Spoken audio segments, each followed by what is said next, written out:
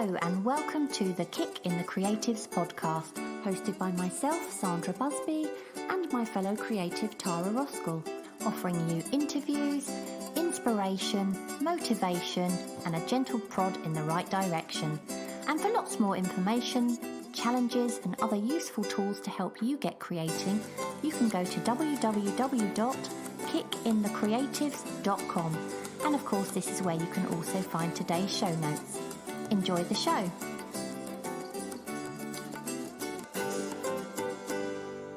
Welcome to today's episode, which is episode number 104 of the podcast. And today we're going to talk about doing passion projects as a creative outlet. But before we get on to that, as always, we want to say a big thank you to our latest Ko-fi supporters. And we will thank each of you personally at the end of the show. Yeah, we always really appreciate the support because not only does it help us towards the cost of running Kick the Creatives, which helps keep us doing what we do, it also shows that you like what we're doing. So thank you very much for that. We've also got a podcast review. We always really appreciate those because it helps people see our podcast. And it says, great show, 5 stars. Tara and Sandra, hosts of the podcast, highlight all aspects of building creativity, how to spend more time creating, and more in this can't miss podcast. The hosts and expert guests offer insightful advice and information that is helpful to anyone that listens. And that is from Mel Foxley via Apple Podcasts. Yeah, we really appreciate that. Thanks so much. We also want to say a quick thank you to everyone who's been sharing their work with us for the challenges on social media. A quick shout out to Kez Granger Hurst. Now, Kez has only just joined the group and is starting with the Kick 365 challenge. So what a commitment to start off with.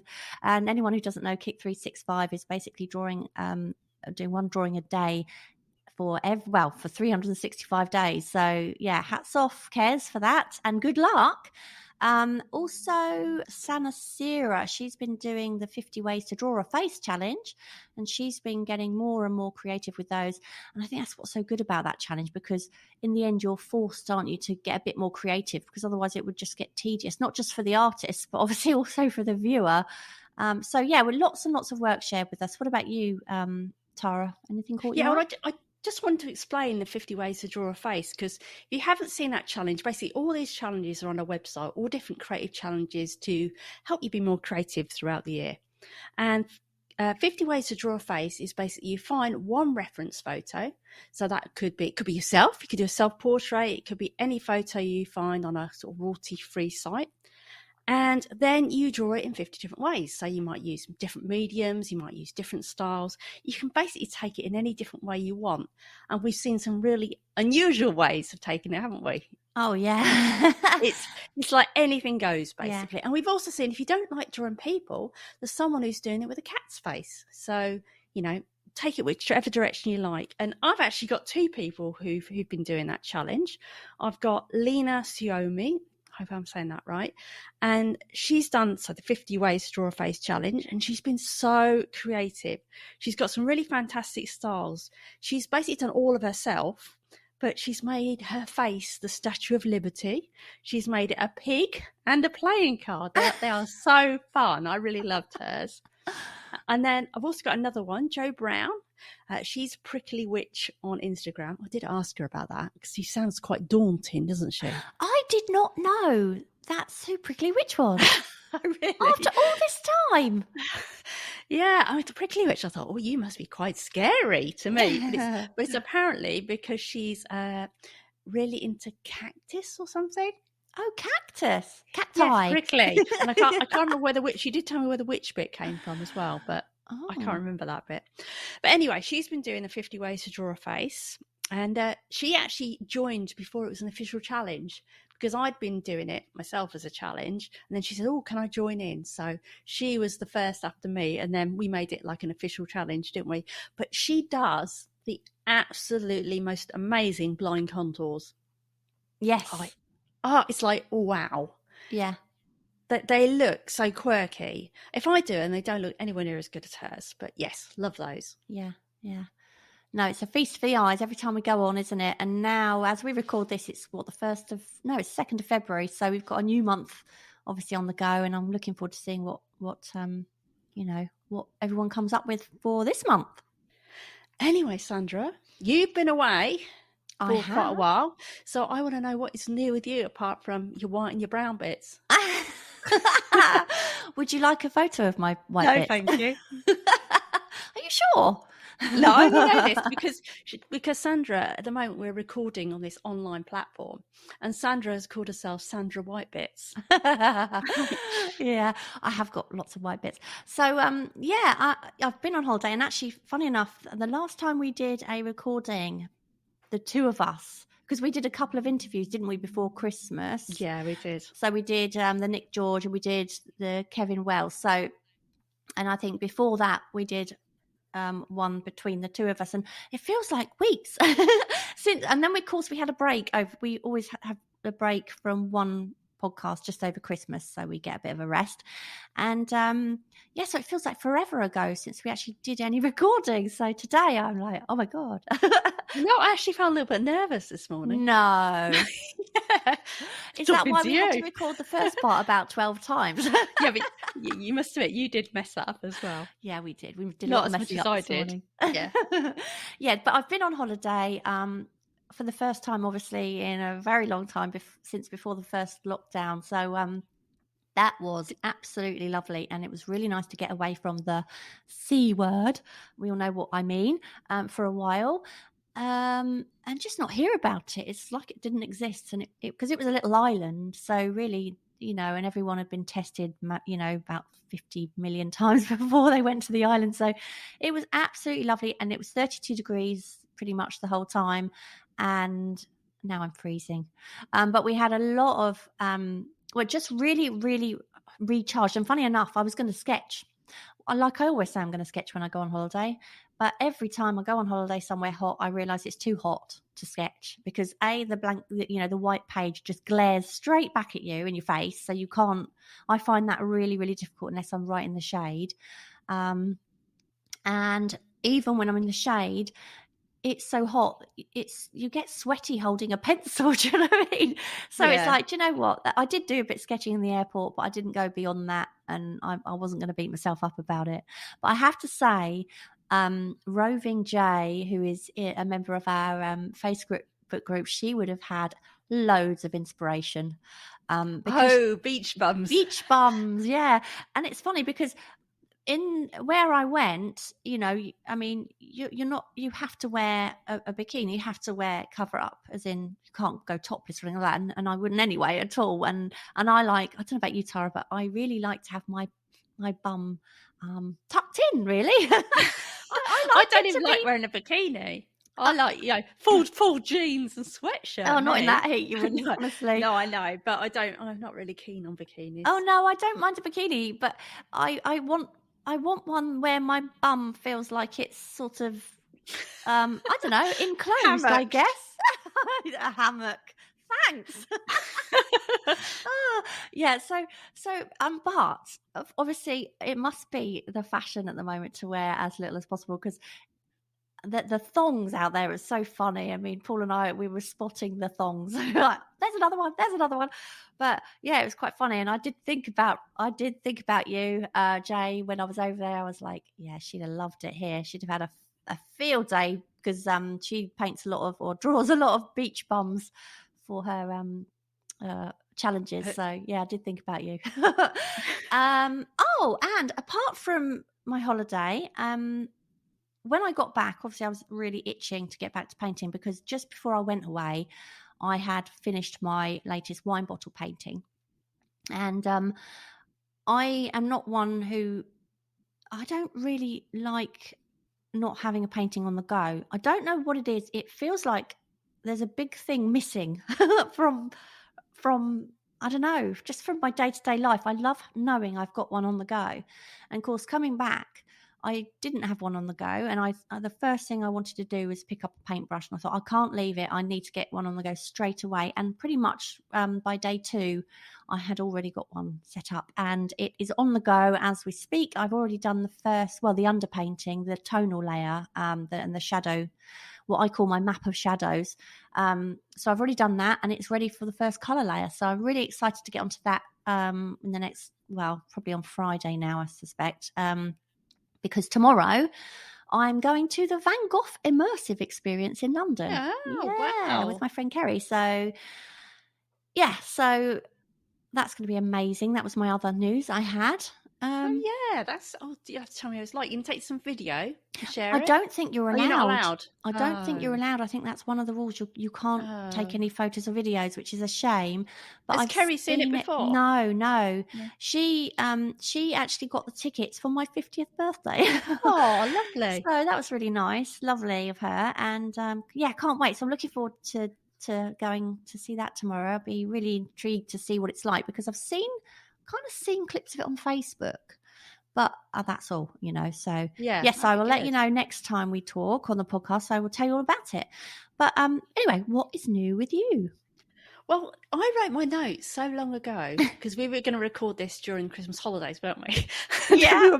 we were both too slovenly lazy to do it. We're like, yeah, let's leave it. Yeah. Till the last minute. Yeah. So basically, mine says I finished, and I did. I finished my 50 Ways to Draw a Face challenge. That was obviously before Christmas. I finished quite a while before Christmas, actually, I think. Oh no, was it 20th? I know I made sure I finished it before then, which I really enjoyed, and I did learn a lot. And one thing I learned is never dismiss a material that you think you don't like. Because I now absolutely love charcoal. Wow, I did not expect that. I know. Because you don't like mess. I know. And now I'm doing things that are really messy, basically. But what it was... You'll be doing oil painting next. Oh, no. I don't think we're going to go that far. But I can't say that, can I? No. But anyway, I saw a video by Cara Bullock. She's got an art school, which we've got a class or two on, haven't we? Well, we've got a class on, and then we've got Let's Face It, I'm a teacher on. But she did this demo of using charcoal with gesso. So she'd used charcoal, and then she got this, I think it was a squeegee or something, and pulled that over the top of it. And I thought, I wonder if it'll work with matte medium. So I tried it, but I used a roller instead, like a kid's little sponge roller. Oh, and I love it. And I'm really excited by it. But the texture, so basically what I hate about charcoal is the way that once you put it down, it still blooming keeps coming off, doesn't it? Yeah, I mean, it smudges, doesn't it? Yeah. Smudges like nobody's business. Yeah. And it doesn't matter that you've sprayed it with fixative. It's still, I don't know, it still comes off. Now this, of course, it still does come off a bit, but that layer of matte medium does do quite a reasonable fix. Would it work with pastels as well then, I guess? Yeah, I think it'll work with pastels, but also with ink tints. I've tried it with ink tints as well. I think I've tried it with ink tints. I have tried it with pastels. But yeah, but what you get is, obviously it spreads when you put this thing on. So you get some lovely textures and lovely marks. And then what she hadn't done, which I did, was by mistake, I thought I was getting some more matte medium out and squirting it on. But in fact, I grabbed hold of a white gouache tube. So basically, I then squirted on my picture that I was quite liking a load of gouache paint. And I'm like, oh my God, I've just squirted white paint. So I was getting like Kitchener, wiping it all off, trying to get, and I love the effect. So that was what you call a happy accident then? A real happy accident. So now I'm doing very similar now for the work I'm doing at the moment, but I'm using a white acrylic. I'm using matte medium white acrylic, and I just love it. It's kind of it's quite a dark kind of moody effect. Yeah, I mean, obviously, because I was on holiday away, I had very limited chance to actually get online at all. So, I hadn't seen any of them, apart from one which popped up on my screen when I happened to be in a Wi-Fi area, and it was one you'd put on LinkedIn, I think. And I was like, wow, that's amazing. And obviously when I came back and I looked, I thought it's just amazing how much that 50 Ways to Draw a Face has evolved your already amazing work, but into something on another level. And what I really find fascinating is the fact it's still very much your style, but you're just doing different things with your style, which is it's genius, really. I was really impressed. I have to say, I was really impressed. I was loving looking through. I thought, wow, this is actually a really good example of just how challenges can like involve your work. Yeah, and what I'm liking about it is it's a lot more painterly, I guess, than what I was doing, because I guess the others had a hint of illustration in them. And also, these are a lot more muted in some cases, aren't they? Yeah, not all of them, but no. You know, you've gone from really bright, punchy colours to something more muted and a bit, like you say, a bit moody. And yeah, it's totally different feel. A bit like, I guess, when I've got I've always said I've had two dark sides. And light. Yeah, two sides to my art. Same, my style, but I have a dark, like what I call a dark side and a light side. So some of my paintings are really light and bright, and some are very dark and moody. And it's really, I enjoy bracing both of those, and it depends on my mood as to which I paint. And I guess it's going to happen, like that for you. Yeah, I think I've always had this black and white side. So although these aren't black and white, they're quite monotone, aren't they? But I've always had, so I liked drawing in black and white a lot. But then I would do these full colour things. So I guess it's almost bringing that out, but it's in a much more painterly fashion. Do you want my other news? I think I know what you're going to say. You know what it is already. Yeah. So yes, I've also sold 2 NFTs. Yay! I know. I was trying to work out how to sound like surprised if I knew. Well done. This is amazing. For anyone who doesn't know, there's this, well, it's not actually a new thing now, but it probably started to get a little bit more well known last year. These things called NFTs, and what they are is digital art. You know how you'd have a JPEG of your work. So if you create digitally, obviously that's how your work is anyway. It'd be a JPEG or whatever.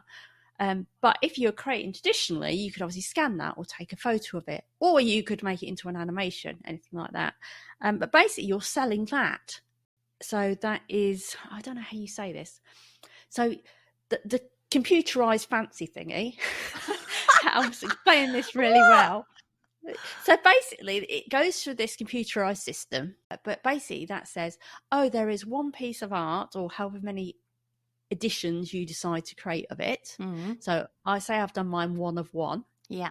There is one of those JPEGs of that piece of art, and you are selling it. Because of the documentation in this computer program, we can prove then that if someone buys it, they then own it. So it's like an ownership of a piece of digital art, and they can sell on that digital artwork. Right. But they can't officially, unless you write it into the contract, they can't print off loads of versions and sell them. But the interesting thing about this as well is the royalties. In fact, that you build a royalty into it. So say I put up digital art and you bought it, for example, I would build into that a 5% save royalty. And so then if you decide to sell that to someone else, I would get 5% of whatever you sell it for. Yeah. And then it would keep on going. So if that got sold again. I see. Am I getting boring? Don't worry, I'm just going to edit a lot of that. Thanks. It's so lovely. What other news have you got? I wish I could edit you in real life. Thanks. You couldn't live without me. I bet you've really missed me while I've been away. Yeah, what are you talking really about? Miss you. Been lovely. Anyway, is that all your news? Is that not enough? Do you want me to see what else? Oh, also, I know. I was going to say, one more thing. You've got something else.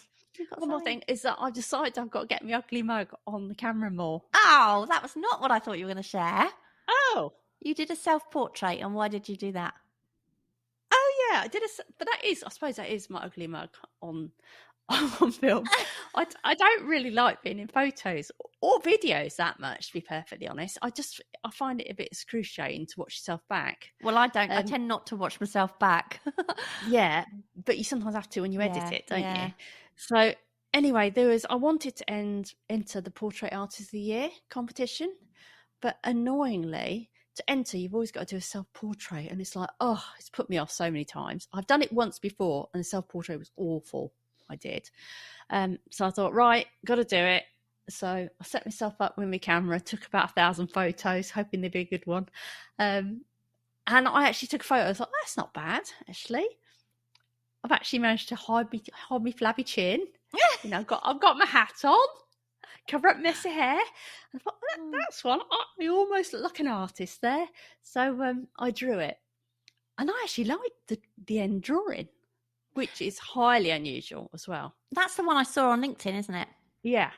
And I almost went and did a bit more on it, like put some type, scribbled type or something, or, worked into it a little bit more. And I was going like, no, stop, because I think stop while I'm ahead, because I never, ever like portraits that I've done of myself, self-portraits. So stop. Yeah. So I did. And then I sent it off. And it was amazing. So, yeah, I think everybody should have their fingers crossed for Tara to get in, because if you get in, you're taking me with you, see. So I don't think I'll get in because there's so many people going for this thing, but yeah, I would wet myself anyway. If you do, I'm going to be standing behind you the whole time. Oh, no. I'm going to be whittering in your ear, and I'm going to be bringing you coffee and now's bananas. that time I have to hope for a lockdown, isn't it?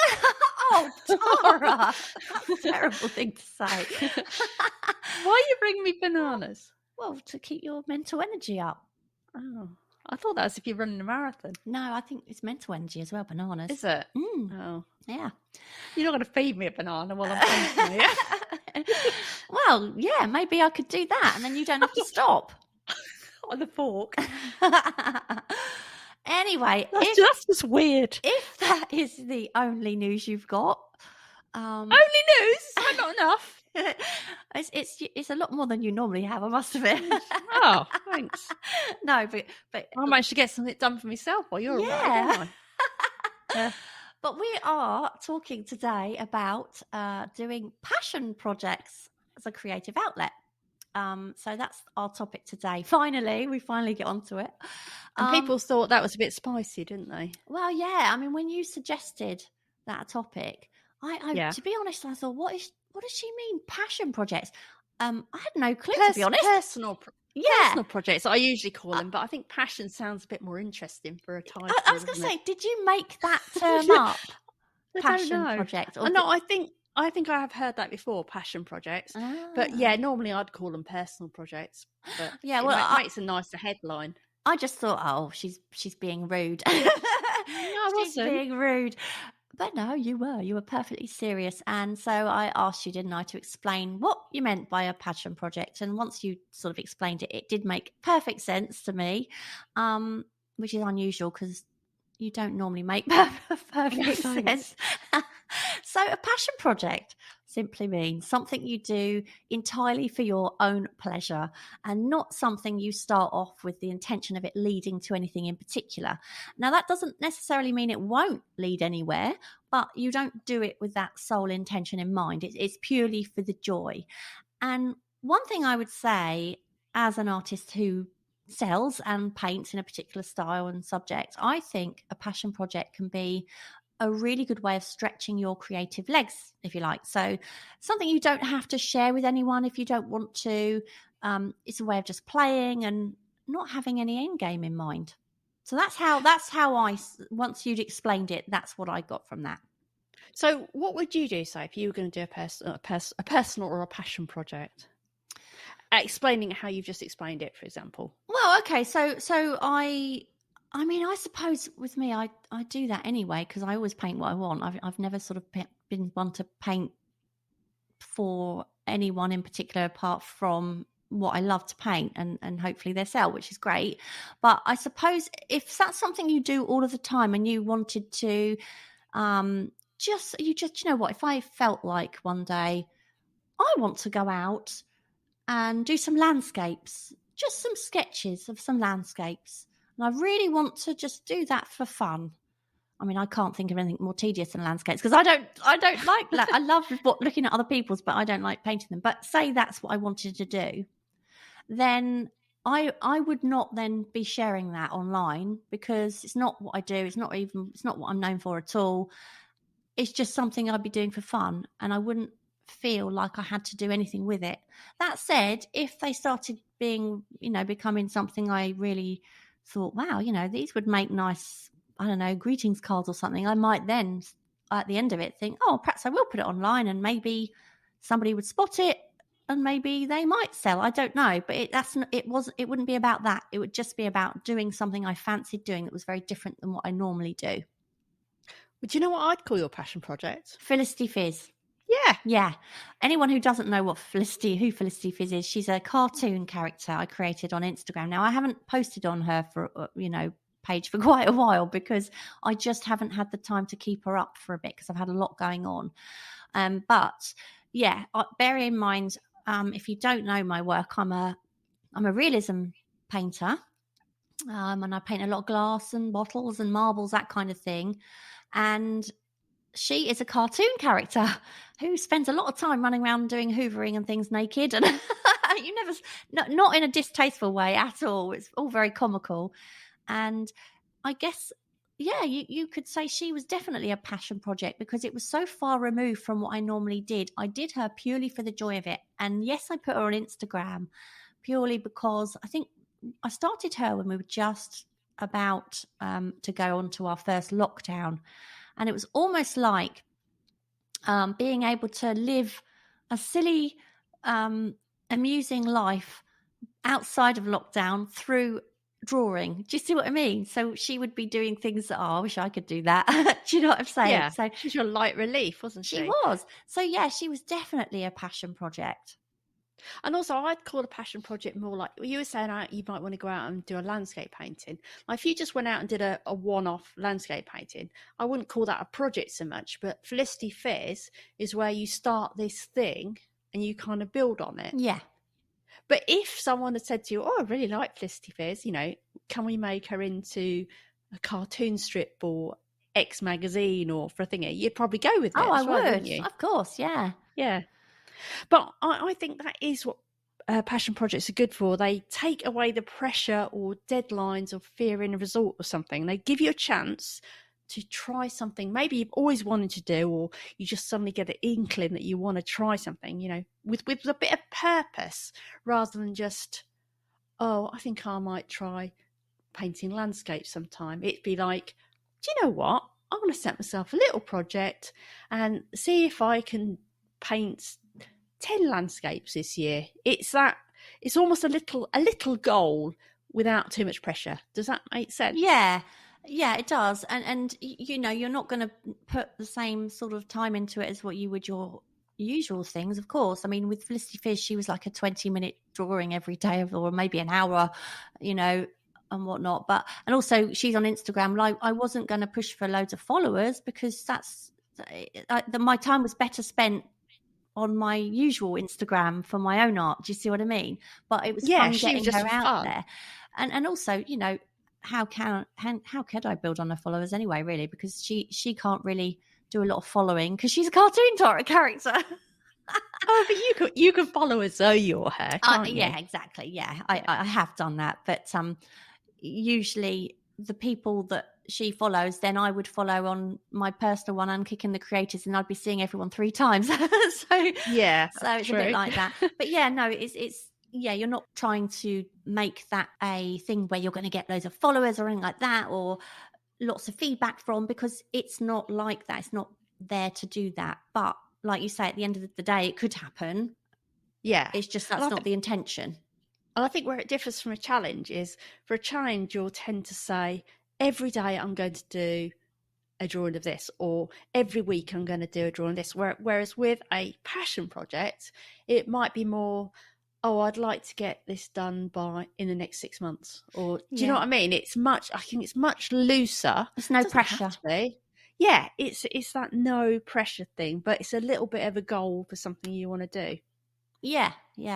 I think it's so important not to feel that everything you create should be something that will sell. And like I said earlier, I never really do that. I paint the things that I really love to paint. And obviously it's really great when it sells. But if I painted everything with the sole focus of being a sale at the end of it, I think it would show in the work, because I'd be thinking,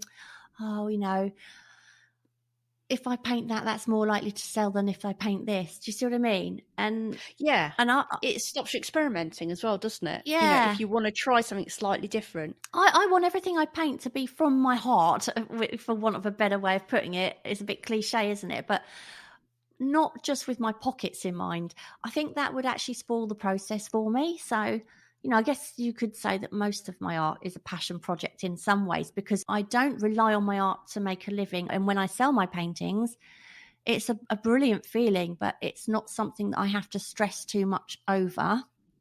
Yeah. So yeah, there are artists out there who do rely solely on their art to make a living. And so for those artists, of course they've got no option other than to think about the end game. So for those artists in particular, I think it's even more important to have another outlet for their creativity that's just about the joy of it, with no pressure of a sale at the end of it, because it could get quite I don't know, you could start just seeing it as a job and forget that you are a creative person, and forget what you love about being a creative person.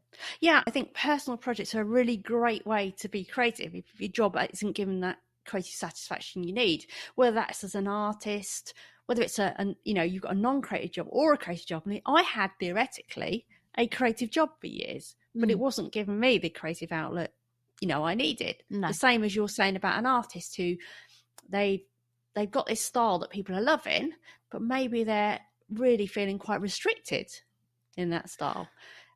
And I think that opens up, okay, so one day a week or half a day a week, I'm going to have this little thing that I'm doing, this personal project or something. Yeah, I was thinking about someone, say, like an art teacher. Now, quite often we get people joining our group, and when people join our group, we ask just a couple of questions just to make sure they're not going to be spamming and things like that, don't we? Make sure they are who they say they are. And I've noticed that quite a few people would say, I'm an art teacher, but obviously I don't get to do the things I want to do for me. And this will give me an opportunity to concentrate a bit more on things that I want to do as well. And so it must be quite hard to be an art teacher, because although you're teaching what you love, you're not actually doing it for yourself. You're following a curriculum, which is pretty confining, I guess. So passion projects are really important for artists who spend the majority of their time teaching. Otherwise, it would be too easy, wouldn't it, to spend just time trying to inspire other people to create, art. But as a result, you're losing that inspiration yourself. But also, I think personal projects, they're a really good way to explore random ideas that pop into your head, like the ones you get when you stick your head down the toilet, Tara. You get a lot of those, don't you? I do, yeah. Anyone who's just found this podcast, a lot of Tara's ideas come when she's cleaning the bathroom.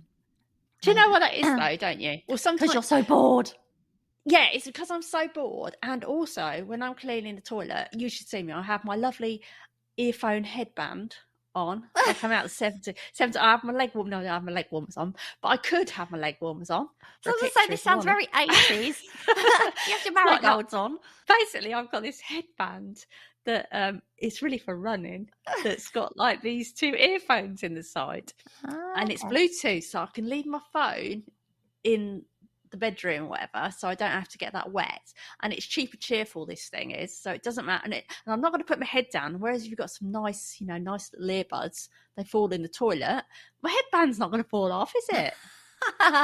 So anyway, we could have a sponsorship for those headbands. Yeah, let's go for it. Anyway, yeah, so yeah, it's also because not only the boredom, but sometimes I listen to a podcast and they give me random ideas as well. Yeah, I know what you mean. It's funny where ideas come from, isn't it? Usually when you're not trying to think of one, I find when I'm trying to think of an idea, it doesn't come. But when I'm not trying to think of, and I'm thinking of something completely different, then something else will filter into my head and I'll go, ooh, but these kind of random ideas, they might not have any particular use at all, other than the idea sounds fun. And I suppose that's just what I did when I started drawing Felicity Fizz, bearing in mind that she's completely opposite to what I do. It's just a light relief. There's no pressure. And if I say, for instance, as I do my realism paintings, now if I did a bottleneck and the perspective was all wrong, I would have to really, I would stress about that. I'd be like, right, something not quite right here. And I'd have to work on that and work on it and work on it. Whereas I remember one drawing I did of Felicity when I did a lot of lockdown stuff when, you know, there was this thing about toilet roll, wasn't there? Do you remember? Oh yeah. And Shortage. I did one of her blow drying using a hairdryer, blow drying herself under her skirt. But she had one leg in the air. But when I looked at it, I thought, oh, I just realised one leg was like significantly longer than the other. Now, if that was something, Did you photograph yourself so you could draw that one? I wish I could get my leg up that high. In my 20s, I could, but not now. But you know, I now normally I would have thought if I was trying to think of someone's gonna discover Felicity and whatever, I would have thought I need to draw that again, but I need to make the legs in proportion. I didn't. I just thought, well, there it is. I've had my fun drawing it. Yeah, leg is longer than the other. She's a cartoon character. Does it matter? No. Stick her on. Exaggerated. No. Yeah, stick it on Instagram. It really doesn't matter. And I did.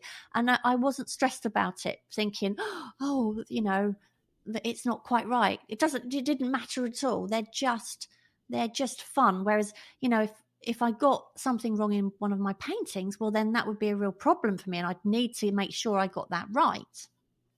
Yeah, I mean, one thing I think we have a lot in our group, we're always hearing people who want to either write books or illustrate books. And I think something like a personal project or a passion project, is absolutely perfect for this, because it's kind of fits that. Oh, it's almost like a foundation around something, isn't it? Yeah. Instead of just being this airy fairy idea that, one day I'll illustrate a book, it's like, my project is to illustrate a book. And I hope that in the next 6 months, I will, achieve that. And if you want to, you could break that down into little goals and stuff. But obviously don't put too much pressure on yourself. Like, I've done this personally. Do you remember that mindfulness book? Yeah, I do, yeah. So that basically was a little passion project. I didn't know if anything would come out. I've got this little character. It's all about mindfulness. It was quite a humorous thing, and someone else sort of wrote the story to go with it. And so my little goal for myself was to try and get a section of this done each week I tried to do, but there was no big pressure on myself. So if I didn't complete it, it didn't matter. But it just gave myself a little kind of foundation for getting it done, rather than just saying airy fairy, oh yes, I'll get that done one day. That was my project, and that was something I was focusing on at the time. And I think that is a really good way to get a little project like that done. I mean, we've got loads of people doing poetry books as well, haven't we? Yeah. In our group, anything like that, it works so well for. Yeah, I really like writing poetry. I haven't done one for a long time, actually. I've done since I was a kid. Oh, I have. We did it when we did our drunk challenge. We did. Yeah. We need to do some more things like that. Yeah, and the other thing as well about a passion project is that you just do it when you fancy. Like you said earlier, you don't have to think, I need to do this today and I've got to do it by there. It doesn't have to be a deadline. You just do it whenever you fancy. And I think that's half the fun of it, is the fact there is no pressure. You don't feel the pressure of fitting it in if you've got no time. Like a challenge, I guess you are held accountable to a degree, aren't you? You've committed to something and you want to get it done. So even if no one else pressures you, you would still pressure yourself. And that is a good thing. But it's also important to do things that there are no pressures. And I feel like it's a looser version of a challenge to me. Yeah, absolutely. It's not about outline, isn't it? It's not about the accountability. It's not about putting it out there. Do you know what I mean? It's about not being accountable and not having to put it out there. It's basically about all the things that used to be when you were a kid, and not about the things as you know they are when you are trying to pursue it seriously. It's going back to that childhood type thing. Do you know what I mean? Yeah. I mean, I think another good thing that you can use a personal project for, you'd hate this, but to learn how to do something new, like, for example, to learn how to use a piece of software. Oh God, we need a sound effect there, don't we? But sorry, what did you say? Were you saying something? Did you say something to do with software? Yes. Oh, okay. But say, for example, I know there's a few people in our group and they want to learn how to do digital art. And of course, it's all very well, but you can't just, well, you can try just picking up your computer or your iPad or whatever and just drawing away in some app. And it'll work, to a certain extent. But if you want to learn how to do that properly and know all the little tricks and tips, I can't get that word, can't get that out, then you do need to learn it to some extent. So what I like to do in that situation, if I'm going to learn something new, is not just say, oh, I'm going to go through all the tutorials that come with it, because I find tutorials immensely boring. So if you've got to say there's a thing and it says, oh, we're going to show you how to draw a sphere and put shading on it. No, thank you very much. I'm not going to do that. So what I would do is I would say, do you know what? I'm going to make it a little project that I'm going to create a set of rabbits. I don't know why I said rabbits. I was going to say. Okay. Goes with passion projects somehow. Oh, yeah, I won't talk about that anymore. Let's not. Anyway, but say all right, we'll say dogs instead. I'm going to create a set of cute dogs in this software that I'm learning. I think you should stick to rabbits. Okay, I'm going to create a set of cute rabbits in this software I'm learning. I think then, because you're creating something you want for you, it's not so tedious for a start, but also it forces you'll start and then you'll get stuck. So then you have to look something up or Google it. And I just think having that proper task and something you want to do makes something a lot easier to learn. Also, you love learning new things as well, don't you? I do, yes. Yeah. I don't want... Unless it's something that we want quickly. Yeah. And so there's pressure on me to do it. Yeah. No, I know what you mean. But also, what I wanted to sort of say in this as well, we said earlier already that it's just for fun and not something we do with an end game in mind. But that doesn't mean it can't potentially lead to unexpected opportunities. Like you said, I mean, this will never happen. And, but say Felicity Fizz, say a newspaper approached me. Oh, yes, we would want her to be our political whatever cartoon. I'd go, yes, of course. And then I would do that. But so things can happen. Just because it hasn't doesn't mean to say something else. It doesn't happen for other people. And that's certainly not why I put her up at all. So what are your sort of ideas of what else could happen like that then for a passion project? I've done things like I learned how to use the basics of a 3D package, because I really wanted to know how to make like little 3D characters. Yeah. And I did some very basic ones, and they were very patched together because obviously I didn't know what I was doing. I was learning as I was going. But since then, I've managed to sell that as a skill, not to create 3D characters, but I've drawn up what an exhibition stand might look like and got paid for that. Right. Not something that's not that bit's not the passion project. The passion project was the first bit, but it's taught me something that's then a usable skill that I can sell for something else. But obviously, if you got really good at it, you could sell it for the good stuff that you like doing. But also, I've done weird little projects. Like I've had ideas in my head for a fun project or a toy. So what I'll do is, for fun, I'll draw it up. But then I think, I'm going to pitch this to someone. So I'll email it out to loads of people. Yeah. And see if any pick it up. And I've been to see different toy manufacturers and people in the past. Nothing's ever come of it, but you don't know. It's just that one, isn't it? That one that picks it up in the end. You're not responsible for rabbits, are you? Rabbits? No. I just that's what you mean. Do you know what? I wish I was, because You'd be a millionaire. Yeah. Yeah. So I suppose even if you are just having fun and just doing something just for the hell of it, you should never actually just think, oh, this is frivolous. Just because it's fun, it doesn't mean it can't lead something, to make it not fun anymore. Yeah, I think any new skill like that, because whatever you do, you learn something on the way. Yeah. And that new skill can always be used in different ways, can't it? Yeah. And I mean, I remember I learned how to use the basics of Adobe Premiere for our video, our silly videos. Yeah. So I decided I was going to learn that for that. And then since then, I've actually had a paid job Yeah. editing editing a video for someone. So yeah, you just don't know where that's going to go.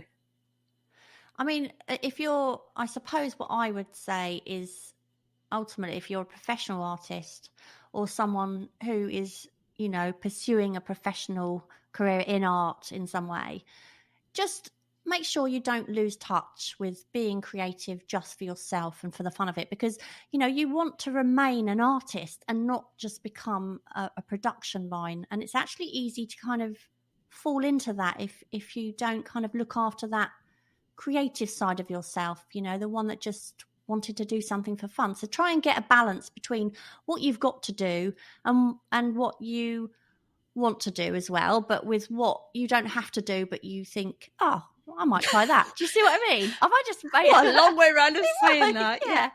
Do the things that spark your I don't know what it is. Spark your what? Spark your rabbit. Oh, well, I think everyone knows what we mean. Yeah, so, I don't think they do, but there we go. And so are we wrapped up on that now? I think so. Did you finish your long-winded explanation? I did. Finally. Yeah. It's because I had that coffee in the morning just before I came on. Okay, so we've got now the answers to our previous question, which was a long time ago. And that question was, what is your greatest accomplishment? What is your greatest accomplishment in your art journey to date? I said I had coffee earlier. Yeah. Did you have alcohol? No, I can't read things out unless it's something I'm chatting about. If I try and read anything out loud, it's a disaster. Get ready. We have so many answers. And because we've had literally so many answers, we can't actually read them all out because it would be about an hour. But we really appreciate everyone answering it. It's brilliant. But yeah, we certainly can't read them all out this time. But you start, Tara. I especially can't read them out because I'm not very good at it. So we've got Dare Stevens, and he says selling paintings for a fair market price and not feeling guilty about it instead of marking them at super cheap price. And I've got Teresa Joliffe, not giving in to the criticism of friends who don't understand my 5-minute challenge and think they're just dark and depressing, rather than seeing how I've used those 5 minutes to focus on myself, healing and rebuilding my confidence. 6 more to reach 100. That is brilliant. Oh, she must have done it now. Yeah, well done, fantastic. Teresa. Well done. I've got Andy W. Art, and he says, it is a double-edged thing for me. My architectural sketches have helped people understand buildings and helped solve hundreds of problems over the years. Clients have asked for my sketches and involvement. The downside is I seem to have made other people a lot of money and advanced their careers. While it's kept me employed, I seem to have missed out on that. Oh, that doesn't seem right, does it? No. So I've got Rick Fravor, having my art in a gallery and actually having sold a few from said gallery. That's brilliant. Well done, Rick. I've got Mary Flynn, and she says, my greatest accomplishment is that I've stopped comparing my art to other people's art. So important, so important. And I've got Kerry Caffin, who's actually a personal friend of mine and the one I'm going to the Van Gogh Museum with tomorrow.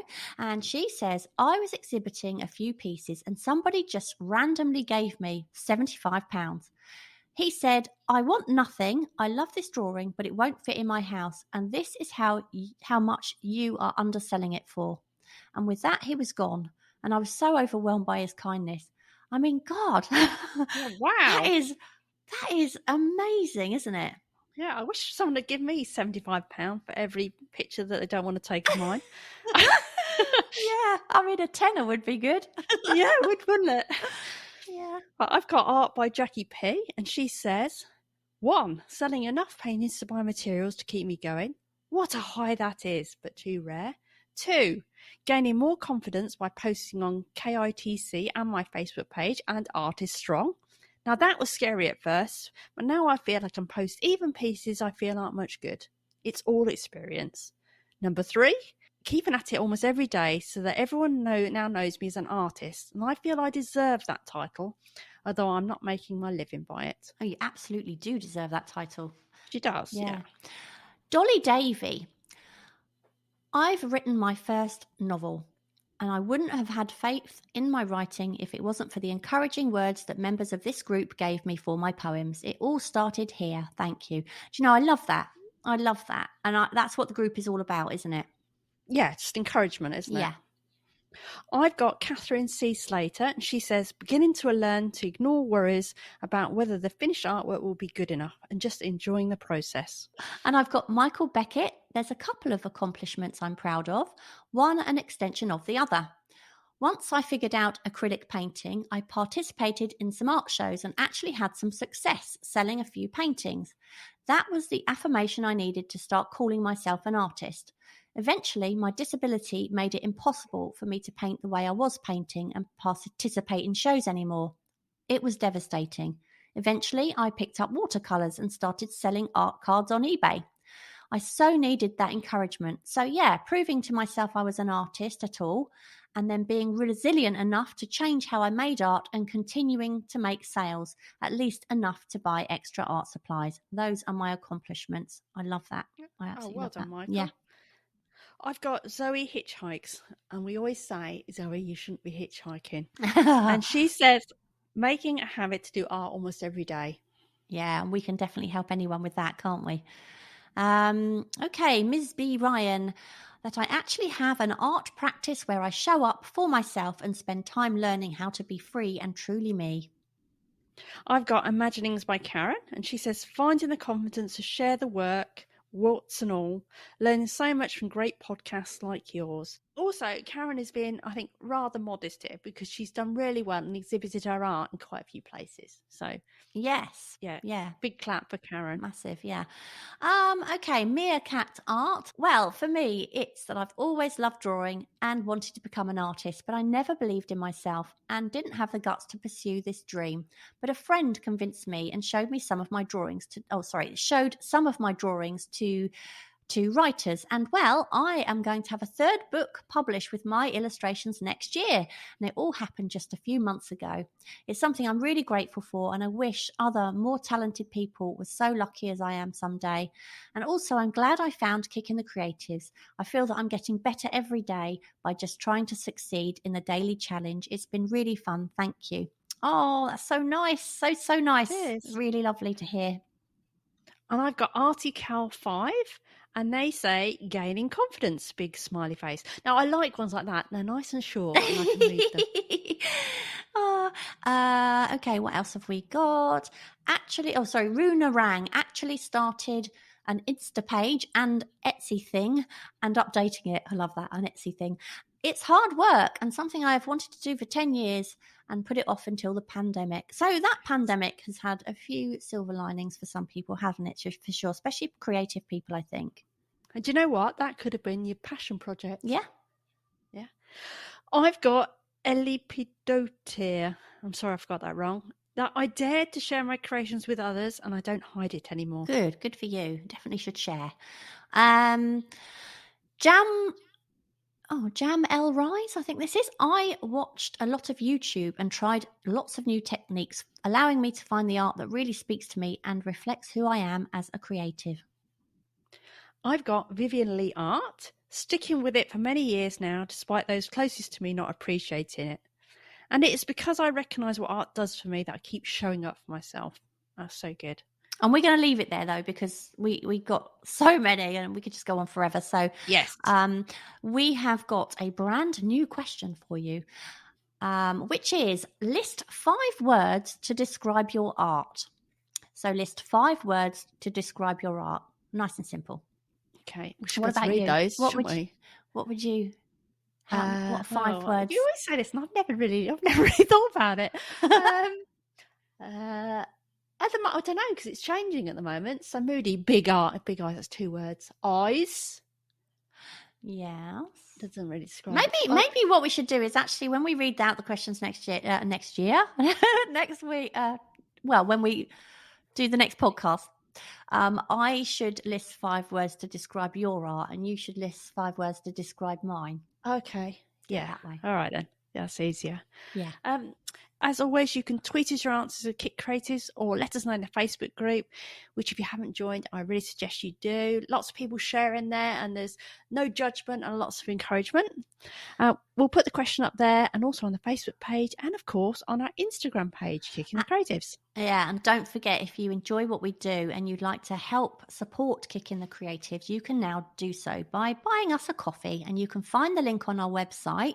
And we really want to say a big thank you to our latest Ko-fi supporters, and we've got Lisa Montanero. She says, thank you for the laughs and inspiration. You ladies are the best. Tom Yates, thank you, Tom. Karen I can't say it, Moynihan. Thank you, Karen. Katerina Dudek. Merry Christmas, girls, which makes me laugh now because Christmas seems like forever ago already. It does, yeah. Carla Hawk, I found out about you in October, I think. You have made such a difference in my life. I'm actually drawing or doing something arty every day. You provide encouragement and motivation. So thank you. We've also got Gabriella Pop. Again, Merry Christmas and thank you for everything. Adrian, another Merry Christmas here, but she says, Merry Christmas from Digit. That's her little character, wasn't it? Yeah, she made up a fingerprint, which was so cute. Jackie P, thanks so much, Jackie. Helen Pericave, happy Christmas, ladies, and many thanks for the lovely community you've created. Yours is easily the nicest corner of the internet. Oh, love that.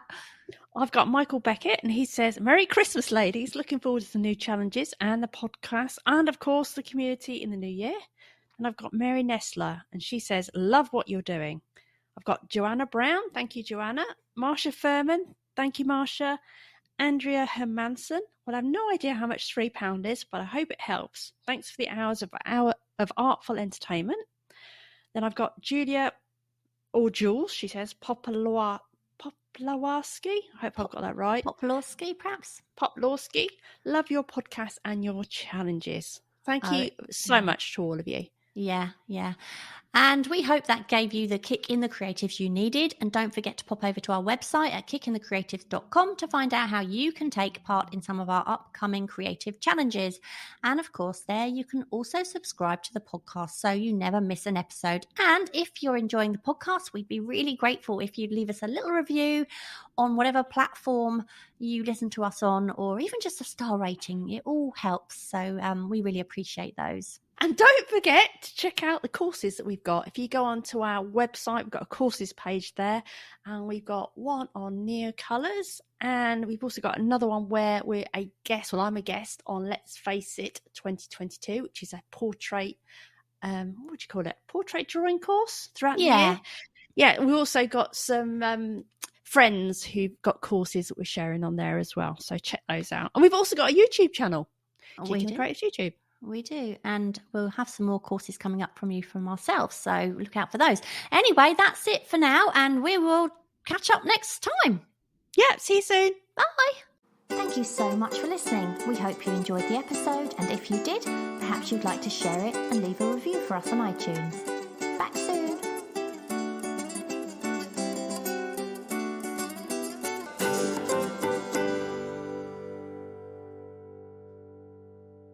I did it with someone else, but my sort of little goal for myself was to try and get a section. Oh, God. Can you hear that? Is that your phone? Yeah. Shit, I forgot to put Do Not Disturb on. Oh, perfect blooper. Oh. I thought it was going too smoothly. I put it on Do Not Disturb. It's still going. It's your printer that does this. I haven't even got my phone in this. I can't turn it off. Oh, just let it ring off. La la la la. Now it's probably going to bip. That there's now. And now you're going to forget where you were. I am. Do Not Disturb. I'll put it on now. Sorry about that. Sorry, everybody. That's okay. I'm going to have to edit that out, though. Yeah. Where was I?